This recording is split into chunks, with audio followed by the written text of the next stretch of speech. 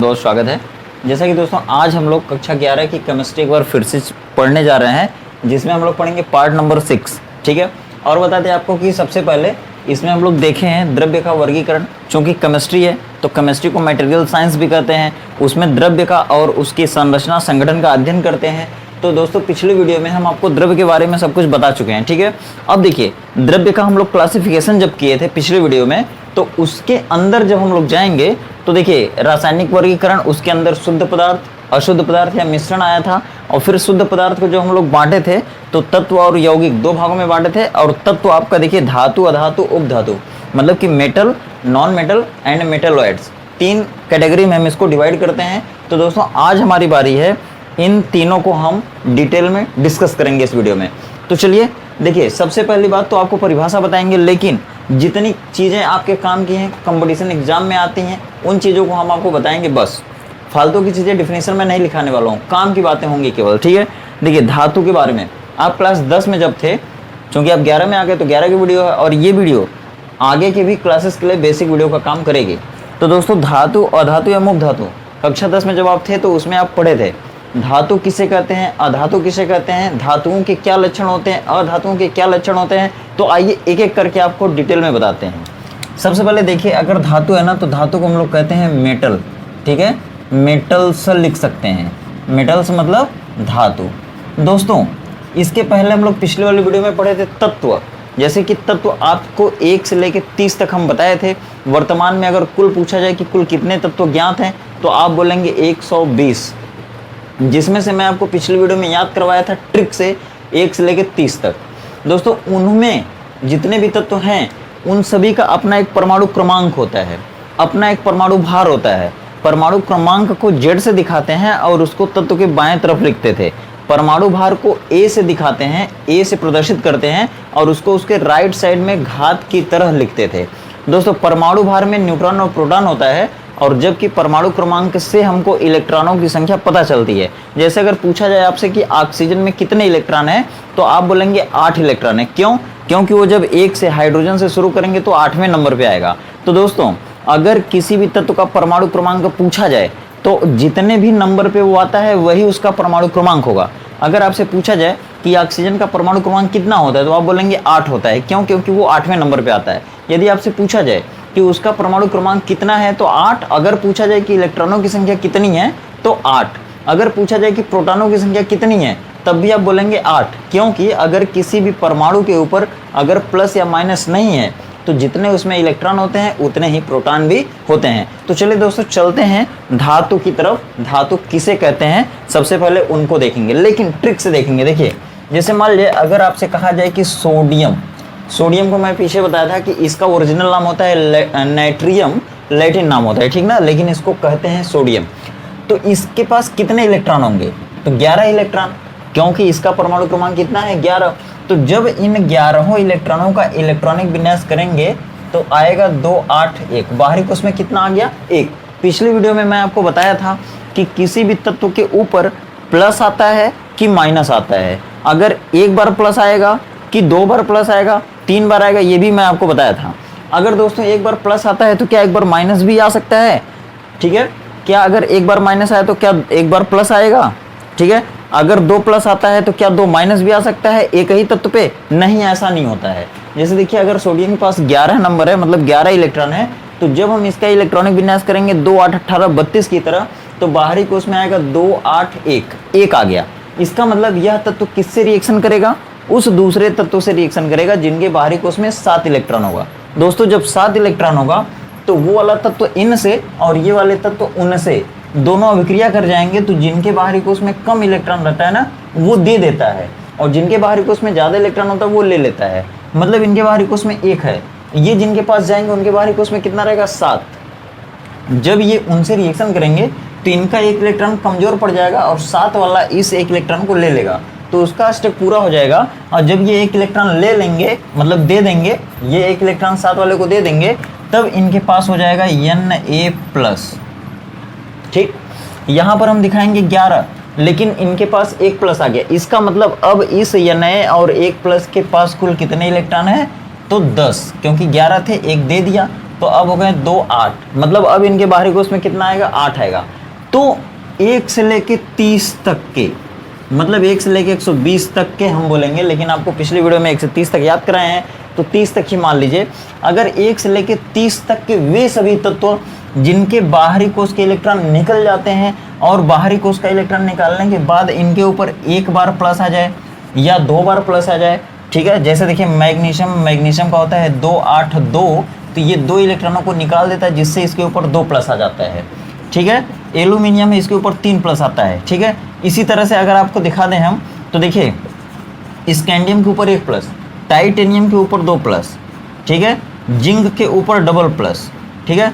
Calcium के ऊपर double plus, ठीक है। एमएन के ऊपर डबल प्लस, ठीक है। सीयू के ऊपर सिंगल प्लस, सीयू के ऊपर डबल प्लस भी आता है। एचजी के ऊपर 1 प्लस, एचजी के ऊपर 1 प्लस के अलावा 2 प्लस भी आता है। एफई के पास 2 प्लस, एफई के पास 3 प्लस भी आता है। इसका मतलब क्या हुआ, देखिए जैसे कि इसके ऊपर 1 प्लस है ना, तो 1 छुपा हुआ है वहाँ पे, इसके ऊपर 2 प्लस है ना, तो इस 2 प्लस को हम इस तरह भी दिखा सकते हैं। देखिए 2 प्लस, यहाँ पर एफई के ऊपर 3 प्लस है, इसका मतलब क्या होता है कि एफई के ऊपर इसको अगर हम हटा दें तो इस तरह की 3 बार प्लस हैं, ठीक है, या फिर उसी को 3 प्लस के रूप में दिखा सकते हैं। तो वे सभी तत्व धातु होते हैं जो अपने बाहरी कोष में से 1 इलेक्ट्रॉन को निकाल दें या 2 इलेक्ट्रॉन को निकाल दें या 3 इलेक्ट्रॉन को निकाल दें, ठीक है, और निकाल के धन आयन बना लें या बनाने की क्षमता रखे, तो वे सभी तत्व क्या कहलाएंगे, धातु कहलाएंगे, ठीक है। बात सबको समझ में आ गई होगी। मतलब आप सीधे से एक लाइन में क्या कह सकते हैं कि वे सभी तत्व जो अपने बाहरी कोष से इलेक्ट्रॉनों को निकाल कर या तो धनायन बनाते हैं या तो धनायन बनाने की क्षमता रखते हैं, वे सभी क्या कहलाएंगे, धातु कहलाते हैं। अब दोस्तों अगर धातु है, ठीक है, तो उसके कुछ अपनी खासियत होती हैं, विशेषताएं होती हैं। वो सभी विशेषता तो आप 10 में पढ़े हैं, लेकिन मैं उन विशेषताओं को बताऊंगा जो आज तक आप जानते भी नहीं हैं, ठीक है। चलिए फिर उसके बाद मैं कुछ खास धातुओं के नाम बताऊंगा जो कि आप उनके बारे में बहुत ही कम जानते होंगे, ठीक है। चलिए देखिए, अब सबसे पहले विशेषता ये हो गई कि ये धातुएं, जो भी तत्व धातु होंगे वे सभी धनायन बनाएंगे। 1 धन बना सकते हैं, 2 पॉजिटिव आयन बना सकते हैं, 3 भी धनावेशित हो सकते हैं, ठीक है, 3 बार। अब चलिए देखिए, जैसे देखिए एग्जाम्पल अगर आपसे पूछा जाए कि कौन कौन से तत्व धातु हैं, तो यहाँ पर देखिए जिनके भी ऊपर प्लस आपको दिख रहा है उन सभी को आप धातु कह सकते हैं। देखिए अगर बात करें हम इनको क्या पढ़ेंगे, इनको क्या पढ़ेंगे, ठीक है, इनको क्या पढ़ेंगे, इनको क्या पढ़ेंगे, इनको क्या पढ़ेंगे, इनको क्या पढ़ेंगे, ठीक है। तो ये थोड़ी सा राज की बात है, लेकिन मैं आपको झटके में 1 मिनट बता के फिर आगे बढ़ते हैं, ठीक है। देखिए एफई 2 प्लस, एफई 3 प्लस, ठीक है, तो इनको पढ़ेंगे फेरस, इनको पढ़ेंगे फेरिक, इनको पढ़ेंगे फेरस, इनको पढ़ेंगे फेरिक, इनको पढ़ेंगे मर्क्यूरस, इनको पढ़ेंगे मर्क्यूरिक, इनको पढ़ेंगे क्यूप्रस, इनको पढ़ेंगे क्यूप्रिक। अब आपको समझ में तो नहीं आया होगा कैसे, अब ट्रिक सुनिए, ट्रिक। जैसे देखिए 2 है 3 है, यहाँ पर 2 बार प्लस, यहाँ पे 3 बार प्लस है, किसमें अधिक बार है, इसमें अधिक बार है।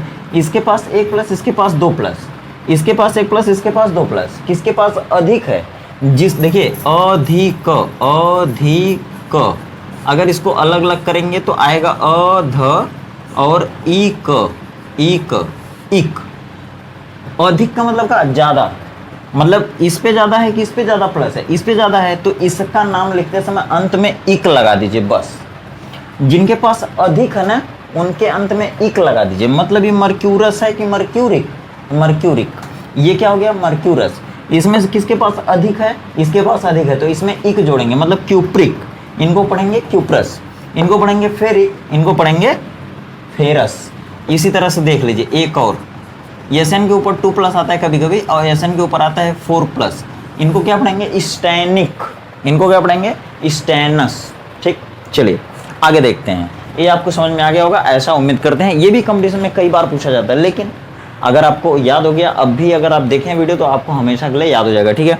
देखिए अब सबसे पहली बात है कि धातु अगर है तो उसके पास क्या क्या लक्षण होते हैं, ठीक है। तो दोस्तों चलिए एक एक स्पेशल धातु के नाम और उनका उदाहरण और उसके बाद उनकी विशेष बातों को हम लेके चलेंगे आपके सामने। देखिए सबसे पहले ये देखिए चांदी है ना, चांदी, चांदी वही चांदी जो सोने चांदी के आभूषण आप बनवाते हैं, ठीक है। देखिए चांदी का जो चांदी तत्व होता है उसका संकेत होता है Ag, ठीक है।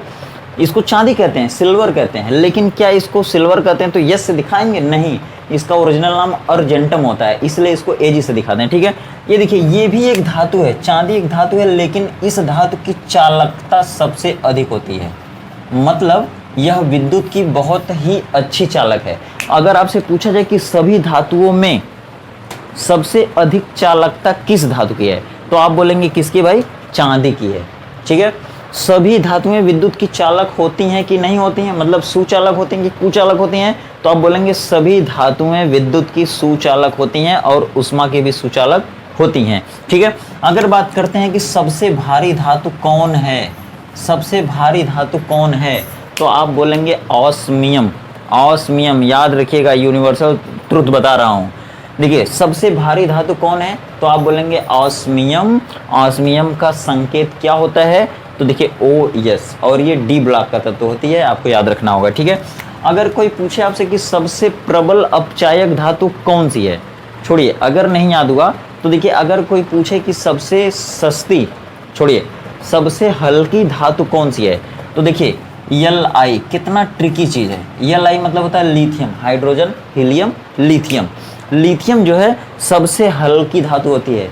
Li का फुल फॉर्म तो लिथियम होता है, लेकिन आप इसको ट्रिक से ऐसे समझ सकते हैं कि लाइटेस्ट, लाइटेस्ट का मतलब होता है हल्के से हल्का, मतलब सबसे हल्का, तो Li है। Li का मतलब लाइटेस्ट भी समझ सकते हैं आप। तो सबसे हल्की धातु कौन है? लिथियम। सबसे भारी धातु कौन है, तो बोलेंगे ऑस्मियम। सबसे विद्युत की सबसे अधिक सुचालक या चालक धातु कौन सी है, तो चांदी।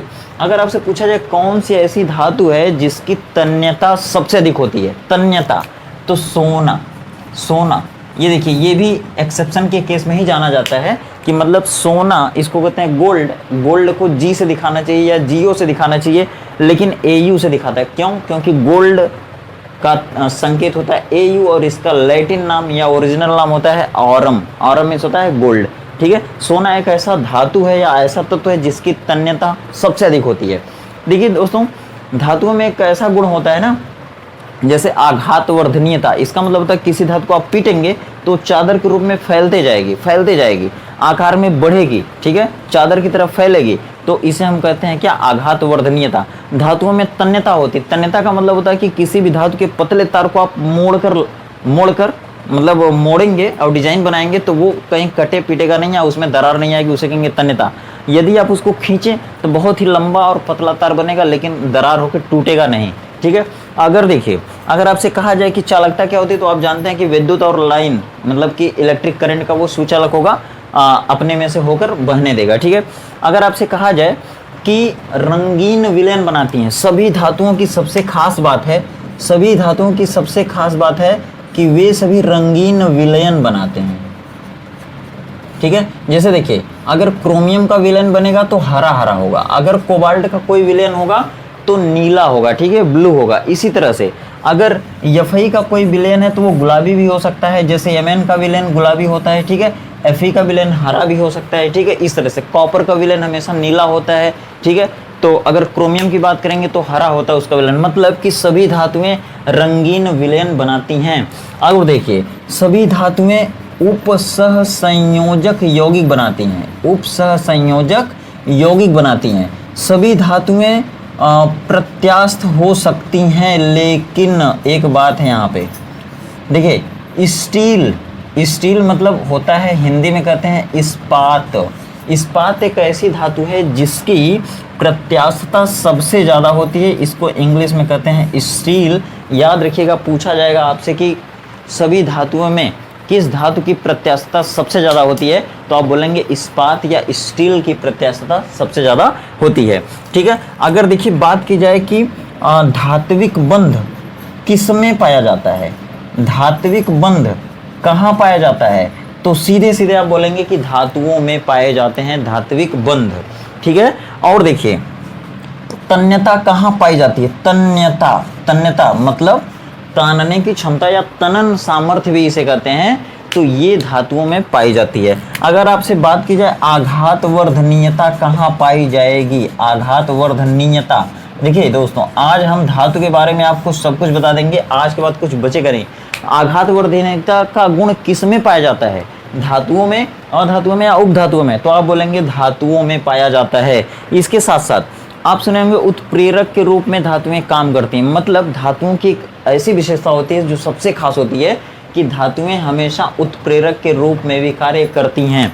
जैसे देखिए आयरन उत्प्रेरक, मतलब हम यहाँ पे लिख देते हैं कि धातुएं हमेशा उत्प्रेरक के रूप में भी काम करती हैं। जैसे आयरन, जब अमोनिया हम बनाते हैं ना, कंपटीशन में आपसे पूछा जाता है, देखिए टीजीटी पीजीटी का पेपर है उसमें भी बहुत पूछा जाता है, ये पुराने पेपर में आए हुए हैं, ठीक ना।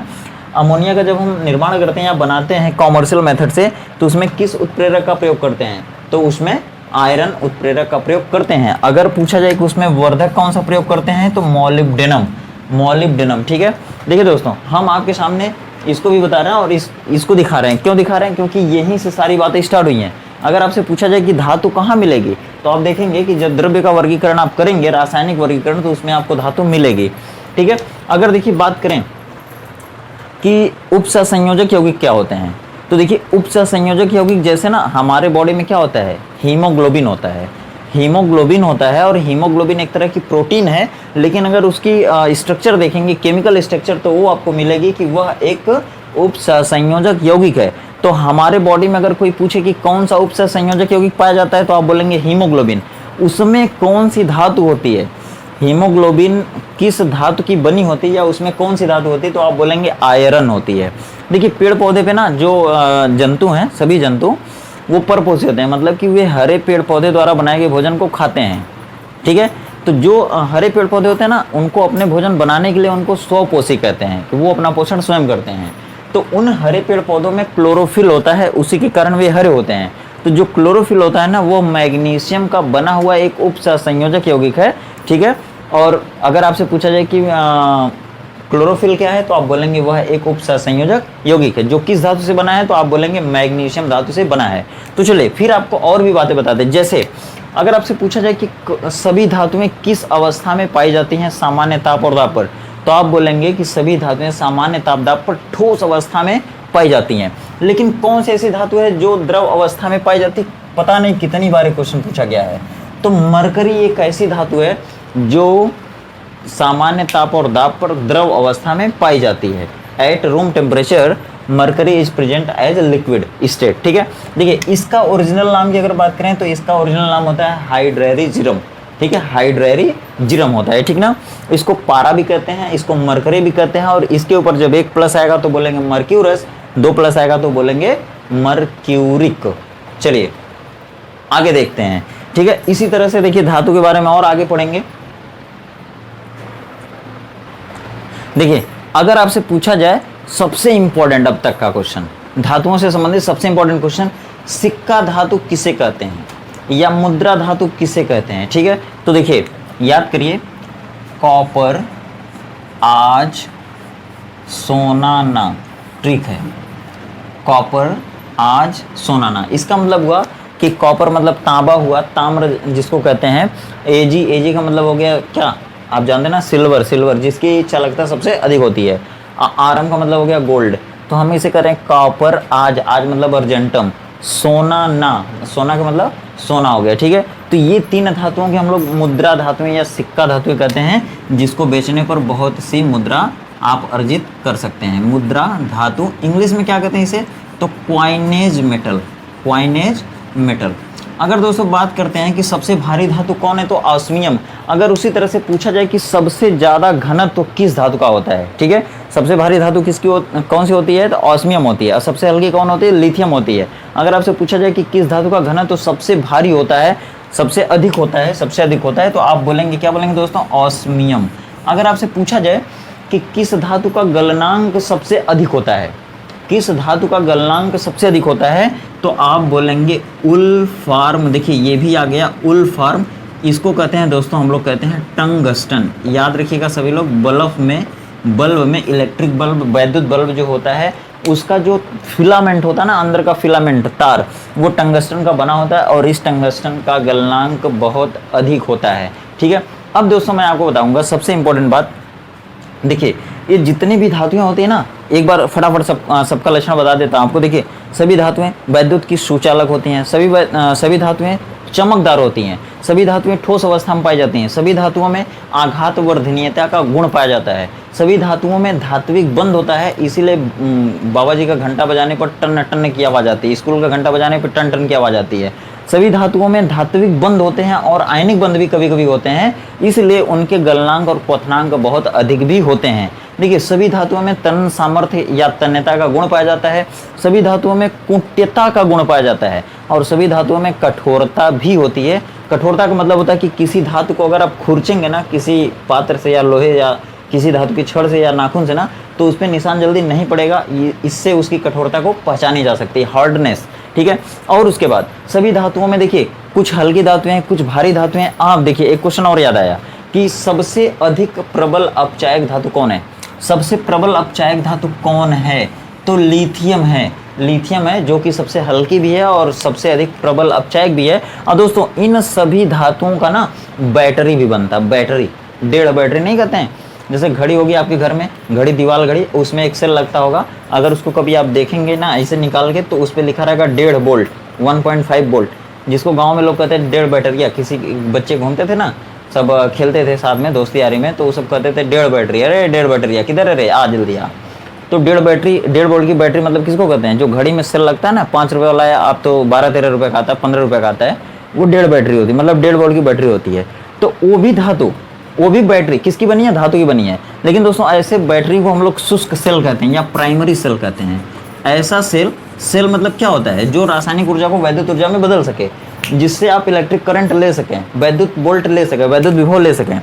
तो वो बैटरी 2 तरह की होती है, एक चार्जिंग की जा सकती है दोबारा, एक दूसरी बार चार्जिंग नहीं की जा सकती। तो वे सभी बैटरियाँ जो दोबारा चार्ज करके प्रयोग में लाया जा सके उसे हम प्राइमरी नहीं कहते हैं। ठीक है, उसे हम कहते हैं द्वितीयक सेल। और जिन्हें हम दोबारा चार्ज कर सकते हैं उन्हें हम कहते हैं द्वितीयक, जिन्हें नहीं कर सकते उन्हें कहते हैं प्राथमिक बैटरी या प्राथमिक सेल। ठीक है, चलिए अब देखिए आगे बढ़ते हैं। आगे में सबसे इंपॉर्टेंट बात यह भी है कि जितनी भी धातुएं हैं, चाहे अब लोहा, सोना, चांदी, पारा, किसी भी धातु का नाम ले लीजिए, वो सभी धातु डायरेक्ट हमको इन्वायरमेंट में नहीं पाई जाती हैं सिवाय सोना और चांदी के। ठीक है, जितनी भी धातुएं हैं, लोहा, टीना, सोना, चांदी, मतलब सोना चांदी को छोड़ के जितने भी हैं, जिंक हैं, मरकरी है, ठीक है, कोई भी है, तो वो सभी हमेशा ज़मीन के अंदर पाई जाती हैं और ज़मीन के अंदर वो किसी न किसी अन्य दूसरे पदार्थों के साथ मिलकर मिक्स रूप में पाई जाती हैं। तो हम जब खुदाई करते हैं ना, ज़मीन का उत्खनन करते हैं, भूपर्पटी का उत्खनन करते हैं, तो उत्खनन करते करते हमको कोई भी धातु अशुद्धि के साथ मिल जाती है। जब उत्खनन के बाद कोई भी धातु ज़मीन के अंदर हमको अशुद्धि के साथ मिलती है, तब हम उसको कहते हैं अयस्क। देखिए अब एक दिन मैं आपको क्या करूँगा, लगभग 50 अयस्कों की एक लिस्ट आपको दूंगा। आप अलग अलग अयस्कों के नाम से अलग अलग धातुओं को जानेंगे। मतलब जैसे अगर आपसे कहा जाए कि लोहा को सबसे अधिक किस अयस्क से निकाला जाता है, मतलब कि ज़्यादातर जो लोहा है ना, लोहे को ज़्यादातर किस अयस्क से निकाला जाता है, तो नाम याद रखिए Fe2O3 उसका फार्मूला होता है और हेमेटाइट उसका हिंदी में नाम होता है। जैसे मैं कुछ अयस्कों के नाम आपको बताऊंगा अभी, जैसे हेमेटाइट है, मैग्नेटाइट है, लिमोनाइट है, सीडेराइट है, आयरन पायराइट है, ये सभी क्या हैं? ये सभी लोहा के अयस्कों के नाम हैं। देखिए अगर आपसे कोई पूछे कि मरकरी के एक अयस्क का नाम बताओ, तो सीनेबार एक अयस्क का नाम है जो कि मरकरी का अयस्क है। या फिर अगर आपको पूछा जाए कि मरकरी को किस अयस्क से निकाला जाता है, तो सीनेबार से। जैसे देखिए अर्जेंट प्यार करो, अर्जेंट प्यार करो, यह कोड है। अर्जेंट मतलब होता है अर्जेंटाइट, प्यार मतलब होता है पायरेगायराइट, करो मतलब होता है केरार गायराइट। ये 3 अयस्क हैं और तीनों किसके अयस्क हैं? सिल्वर के, चांदी के। ठीक है, अगर आपसे कहा जाए ये क्या है, ये देखिए पलम्बम, नाम ऐसे ले रहा हूँ कि आपको याद हो जाए, पलम्बम। पलम्बम मतलब होता है शीशा, मतलब इसका जो उपनाम होता है वो शीशा होता है, लेकिन अगर लैटिन नाम या ओरिजिनल नाम की बात करेंगे तो प्लम्बम होता है। देखिए इसके कितने अयस्क हैं मैं आपको बताता हूँ, एक कोड बता के बताता हूँ, जैसे ट्रिक से। अंजलि गली में शेरू को मत लाना, मतलब अंजलि का मतलब हो गया अंजले साइड, गली में मतलब हो गया गैलेना, शेरू को मतलब शेरू साइड, मत लाना, मत का मतलब हो गया मेटलोकाइट, लाना मतलब हो गया लेनारकाइट। ठीक है, उसी तरह से देखिए अगर आपसे कहा जाए एल्यूमिनियम एक धातु है, उसको किस अयस्क से निकाला जाता है, तो देखिए कोरंडम हो गया, क्रायोलाइट हो गया, बाक्साइट हो गया, एल्यूमिना हो गया, ठीक है, डायस्पोर हो गया, ये सभी क्या है, तो ये सभी एल्यूमिनियम के अयस्क हैं जिनसे एल्यूमिनियम को निकाला जाता है। तो दोस्तों आशा करते हैं आपको धातु के बारे में पूरी जानकारी हो गई होगी। कोई अगर जानकारी अगर छूट गई हो हमसे तो आप कमेंट करके हमसे पूछ भी सकते हैं। दोस्तों हम एक बहुत बड़े मास्टर नहीं हैं, लेकिन यदि आप पढ़ना शुरू किए हैं तो आपको हमारी वीडियो देखना चाहिए। आपका धातु से संबंधित सारे मैटर क्लियर हो जाएंगे और आपको दोबारा धातु के बारे में पढ़ना नहीं पड़ेगा। और दोस्तों जितनी भी चीज़ें हम धातु के बारे में बता रहे हैं ये कहीं ना कहीं किसी न किसी कंपटीशन एग्जाम में आए हुए हैं। जो आप बोर्ड की तैयारी करते हैं, बोर्ड पेपर देते हैं, तो उसमें तो बहुत ज़्यादा नहीं पूछे जाते हैं। इतना सब कुछ जानने के बाद आप बोर्ड के पेपर में आराम से आंसर लिख सकते हैं। तो दोस्तों ये मैं कंपटीशन बेस्ड क्वेश्चन पढ़ा रहा हूँ, ठीक है। और देखिए इस वीडियो में बस इतना ही रखते हैं। ये वीडियो का पार्ट नंबर 6 है, पहले लेसन का some basic concept of chemistry detail हम लोग पढ़ रहे हैं। और देखिए इसके पिछले पार्ट को अगर आप नहीं देखें तो जरूर देखिएगा, पूरे कॉन्सेप्ट आपके क्लियर होंगे। दोस्तों अगले वीडियो में हम लोग बात करेंगे अधातु एवं उपधातु के बारे में, ठीक है। इनका कहाँ इस्तेमाल करते हैं, कौन कौन सी धातुएं हैं, कौन कौन से नहीं हैं, उन सारी चीज़ों को हम लोग पढ़ेंगे, ठीक है। चलिए मिलते हैं फिर अगली वीडियो में, तब तक आप खुश रहिए, व्यस्त रहिए, मस्त रहिए, आपका दिन शुभ हो। जय हिंद।